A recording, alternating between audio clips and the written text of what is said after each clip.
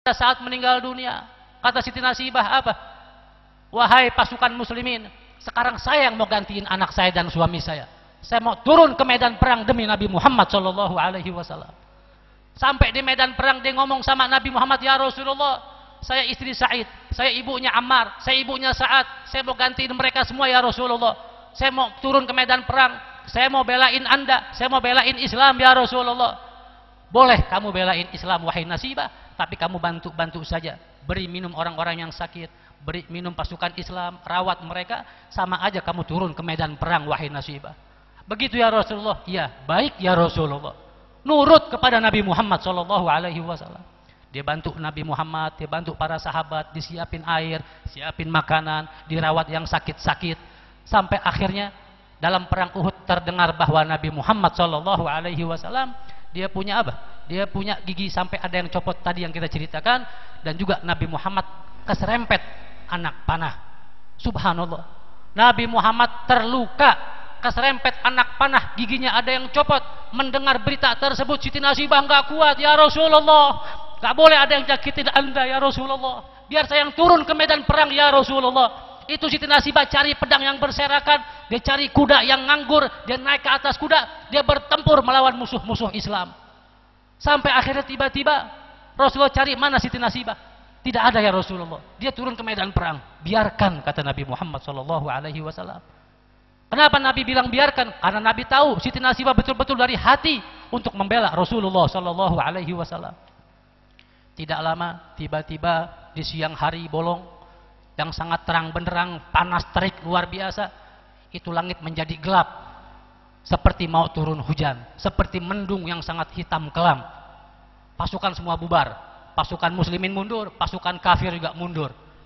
Nabi bilang, tenanglah kalian, ini bukannya hujan yang mau turun. Lantas apa ya Rasulullah? Ketahuilah, ini yang menjadikan gelap adalah ribuan malaikat, ribuan bidadari berkumpul sehingga langit tertutupi oleh para bidadari tersebut. Ada apa dengan bidadari-bidadari tersebut? Mereka menjemput daripada roh suci Siti Nasibah alaihassalam. Apakah Nasibah terbunuh ya Rasulullah? Betul, Nasibah terbunuh. Cari jenazahnya. Betul, begitu dicari ternyata betul Nasibah telah meninggal dunia, dan rohnya disambut oleh ribuan bahkan jutaan bidadari-bidadari yang Allah kirim dari surga. Subhanallah. Ini yang namanya pengorbanan demi Nabi Muhammad. Ini yang namanya cinta kepada Nabi Muhammad sallallahu alaihi wasallam. Itulah sahabat-sahabat Nabi Muhammad sallallahu alaihi wasallam yang harus kita bela, yang harus kita indahkan nama mereka, yang harus kita sebut daripada kebaikan-kebaikan mereka, dan juga yang harus kita kenang selalu sebagai pelajaran buat kita. Dan juga tentunya harus cinta kita kepada keluarga Nabi Muhammad, zuriyah Nabi Muhammad sallallahu alaihi wasallam, dimanapun mereka berada, anak cucu keturunan Rasulullah sallallahu alaihi wasallam, atau yang kita kenal saat ini dengan nama habaib ataupun syaraif, syarifah, dimanapun mereka berada, itulah yang bakal menjadi penerang satu kota, yang bakal menjadi penerang satu desa, yang bakal menjadi penerang suatu negara apabila berada para habaib keturunan Rasulullah sallallahu alaihi wasallam. Baik mereka alim ataupun tidak alim, baik mereka seorang kaya raya ataupun mereka orang miskin, apapun status mereka, kalau mereka keturunan Nabi Muhammad sallallahu alaihi wasallam, wajib kita hormati, bukan karena ilmunya, bukan karena hartanya, bukan karena pangkatnya, tapi karena darah yang mengalir dalam tubuh mereka, yaitu darah baginda Nabi Muhammad sallallahu alaihi wasallam. Juga kepada para ulama, jangan lupa kepada para ulama warasatul anbiya. Nabi berpesan kepada kita, ikutlah kepada ulama penerus para nabi, terutama ulama Nabi Muhammad adalah penerus Nabi Muhammad. Ajaran-ajaran mulia mereka sanad demi sanad dilalui sampai ke Nabi Muhammad sallallahu alaihi wasallam. Itu yang harus kita ikuti. Ulama yang statusnya udah jelas, tadi disebutkan ulama daripada Asy'ariyin, ulama-ulama Nahdlatul Ulama, ulama-ulama di Indonesia mayoritas adalah ulama-ulama Asy'ariyin yang bermadhabkan Syafi'i. Itu yang kita ikutin ajaran-ajaran mereka. Jangan ikutin ajaran-ajaran yang tidak jelas, bisa-bisa kita sesat dan menyesatkan. Na'udzubillah tsumma na'udzubillah. Ma'asyiral muslimin wal muslimat rahimakumullah. Dan yang terakhir dari saya, semoga Allah Subhanahu wa taala memberikan kita hidayah, memberikan kita inayah, agar kita tambah cinta kepada Rasulullah, agar kita pandai bersyukur kepada Allah, agar kita bisa menjalankan syariat dan sunnah Rasulullah sallallahu alaihi wasallam, agar tambah cinta kita kepada para sahabat Nabi Muhammad sallallahu alaihi wasallam, tambah cinta kita kepada keluarga besar Nabi Muhammad sallallahu alaihi wasallam, tambah cinta kita, ta'zim kita, hormat kita kepada para ulama pewaris Nabi Muhammad sallallahu alaihi wasallam.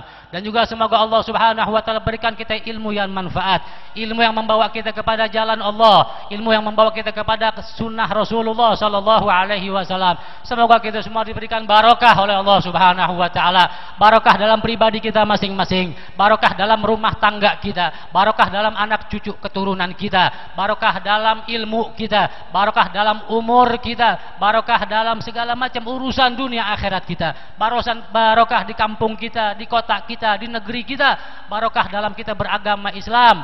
Ma'asyiral muslimin rahimakumullah, dan semoga semua diberikan sehat walafiat, yang sedang sakit diangkat penyakitnya oleh Allah Subhanahu wa taala, yang mendapat musibah semoga cepat-cepat diberikan ganti yang baik oleh Allah Subhanahu wa taala, yang sedang mendapat kesusahan mudah-mudahan cepat diberikan kemudahan oleh Allah Subhanahu wa taala, yang belum mendapat pekerjaan yang layak mudah-mudahan diberikan pekerjaan yang layak oleh Allah Subhanahu wa taala, yang rezekinya sempit mudah-mudahan diberikan rezeki yang luas, yang barokah, yang manfaat, yang halal, yang berguna bagi agama dan masyarakat sekitar. Amin ya rabbal alamin.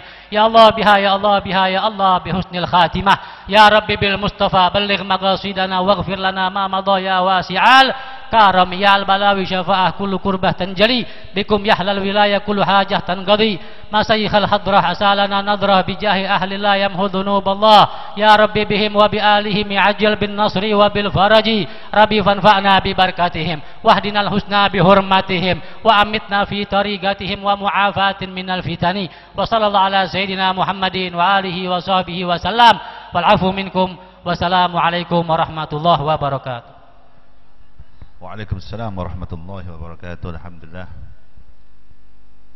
apa yang disampaikan oleh guru kita Habib Abdul Qadir tadi mudah-mudahan menambah kecintaan kita kepada Rasulullah sallallahu alaihi wasallam. Namun saderenge nek tak sawang-sawang ekspresinya tadi, sing diceramahke iki mudeng kabeh apa ora ki. Kok ketoke cuman ngene-ngene. Jenengan paham mboten niku? Saged bahasa Indonesia sedaya nggih, saged nggih. Alhamdulillah, berarti wong kudus pinter-pinter berarti. Tak kira ora paham bahasa Indonesia soalnya bab neraka ngene, surga ngene. Iki paham apa ora ki mau? Dan niku saya disebutkan tadi, yang disampaikan tadi oleh guru kita adalah sebenarnya keistimewaannya Nabi Muhammad sallallahu alaihi wasallam.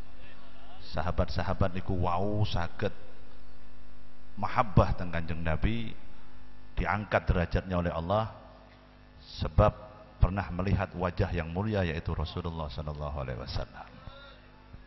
Nah, sekarang ini menjadi satu hal yang istimewa. Panjenengan kula sedaya niki insyaallah hampir setiap malam mengucapkan sholawat dan salam kepada Nabi Muhammad sallallahu alaihi wasallam. Mudah-mudahan kita sedaya niki termasuk dalam hadisnya Nabi Muhammad. Nabi Muhammad bersabda bahwa nanti di akhir zaman,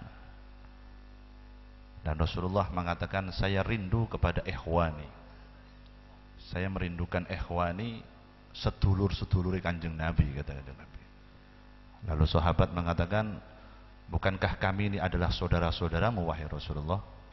Maka Rasulullah menjawab, bukan, kalian adalah ashabi, kalian semua ini adalah sahabat-sahabatku, tapi yang saya rindukan adalah ikhwani, saudara-saudara saya, kata Kanjeng Nabi. Lalu sahabat bertanya kepada Kanjeng Nabi, siapa yang kau sebut ikhwani ya Rasulullah? Ikhwani adalah nanti ada umat saya yang hidup di akhir zaman setelah meninggalnya saya, tidak pernah melihat wajahku, tidak pernah mendengar suaraku, tapi mereka cinta kepada saya dan mengucapkan sholawat dan salam kepada saya, kata Kanjeng Nabi. Nah, insyaallah mudah-mudahan panjenengan niki termasuk bagian sebagaimana Allah mengangkat Uwais Al-Qarni. Wes Al-Qarni niku ndak pernah berjumpa dengan Nabi Muhammad, pingin kepanggih kalian Kanjeng Nabi, boten kesampaian. Mau dengar suara Rasulullah aja belum sempat mendengar suara Rasulullah, tapi Rasulullah sudah mengatakan berwasiat kepada sahabat-sahabatnya, nanti kalau saya meninggal dan kamu bertemu dengan orang yang bernama Uwais Al-Qarni, minta doa kepada dia, niscaya doa dia langsung diijabah oleh Allah Subhanahu wa taala. Belum pernah bertemu dengan Kanjeng Nabi, dereng nate mirengaken swonten Kanjeng Nabi, tapi cintanya kepada Rasulullah luar biasa, maka diangkat derajatnya oleh Allah Subhanahu wa taala. Nah, mudah-mudahan kula lan panjenengan ini tidak pernah melihat wajahnya Rasulullah, dan alhamdulillah masih bisa melihat titisan darah anak cucu Kanjeng Nabi, yaitu para habaib. Sababiyah kita melihat cucu-cucu baginda Muhammad, sababiyah kita melihat ulama-ulama para kiai penerus yang sebagaimana disebutkan oleh Rasulullah, al-ulama warasatul anbiya, penerus Kanjeng Nabi. Mudah-mudahan kita ini termasuk dalam sabdanya Nabi menjadi ikhwannya Nabi Muhammad sallallahu alaihi wasallam. Agar nanti kita bisa bareng sarang-sarang mlebet swarga bersama dengan Kanjeng Nabi Muhammad sallallahu alaihi wasallam.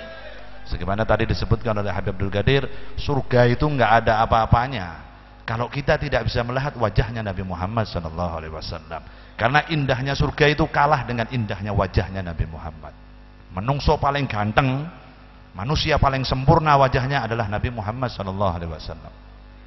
Nabi Yusuf itu, gantengnya Nabi Yusuf cuman 50% dibanding gantengnya Nabi Muhammad sallallahu alaihi wasallam. Tapi pertanyaannya, lebih kok ndak ada cerita. Dan Nabi Yusuf kok wonten cerita teng Al-Qur'an bahwa sampai Siti Zulaiha karena melihat wajahnya Nabi Yusuf sampai ngetok tangane. Saking kuan teng banget lah gantengnya. Sampai nggak sadar melihat Nabi Yusuf sing ganteng, ya mungkin mirip-mirip saya lah sedikit lah. Ya tolong aja sirik ngono to, santai mawon. Mau sampai Pak wek-wek ngono, santai. Lah karang muji awake dhewe kan wajar to, daripada ora ono sing muji. Nabi Yusuf mirip saya. Aja mutah-mutah, santai mawon. Gantenge nemen sampai Siti Zulaiha ngelihat gantengnya Nabi Yusuf ngetok tangannya ora krasa. Bayangke. Kira-kira di Kudus ada enggak seperti itu? Hah? Ada sing muntah-muntah sing nang Kudus akeh. Nek sing ngetok tangane ora ono. Ganteng luar biasa, tapi anehnya, ajibnya, nggak ada sejarah bahwa orang perempuan melihat Nabi Muhammad sampai kedanan, nggak ada. Sampai ngetok tangannya atau sampai teriak-teriak, nggak ada. Ajib. Padahal gantengnya Nabi Muhammad, paling sempurnanya manusia adalah wajahnya Nabi Muhammad. Sampai digambarkan tadi oleh Gosidah Komarun, digambarkan Nabi Muhammad itu seperti rembulan, seperti sinarnya matahari yang terang, seperti wah komplit lah Nabi Muhammad, paling yang sempurna itulah Nabi Muhammad. Tapi nggak ada cerita, boten enten cerita. Oh, wong wedok iki kedanan gara-gara ora diterima cintanya dengan Muhammad, edan ora ono. Lah kalau yang gila sama yang lain banyak, seperti apa namanya? Laila Majnun. Nah, percintaan yang paling dahsyat di dunia yang digambarkan itu di dunia Arab adalah Laila Majnun, sing edan sama Kais. Namanya Kais dan Laila tidak kesampaian cintanya sampai edan, makanya julukannya Laila Majnun. Laila neng kene, Majnun ini neng kono. Tapi tidak ada cerita kepada Nabi Muhammad. Kenapa? Karena saking mulianya Nabi Muhammad, maka setiap wanita yang melihat wajah Nabi Muhammad malah dimatikan nafsunya oleh Allah Subhanahu wa taala. Bukan terus tergila-gila nafsu, ya Allah, saya ingin dinikahi, enggak ada. Karena itu dimatikan oleh Allah Subhanahu wa taala menjaga wibawanya Nabi Muhammad sallallahu alaihi wasallam. Justru orang perempuan kalau melihat Nabi Muhammad dari jauh sudah nunduk, enggak bisa melihat wajahnya Nabi Muhammad, maka semakin wibawanya Nabi Muhammad sallallahu alaihi wasallam. Ini bedanya. Ini aja membedakan Nabi Muhammad. Lahirnya Nabi Muhammad aja beda dari manusia yang lain. Enggak ada satupun manusia di dunia ini yang lahir langsung sujud menghadap Allah, langsung sinarnya itu sampai kepada langit. Enggak ada manusia yang lahir seperti itu kecuali Nabi Muhammad SAW.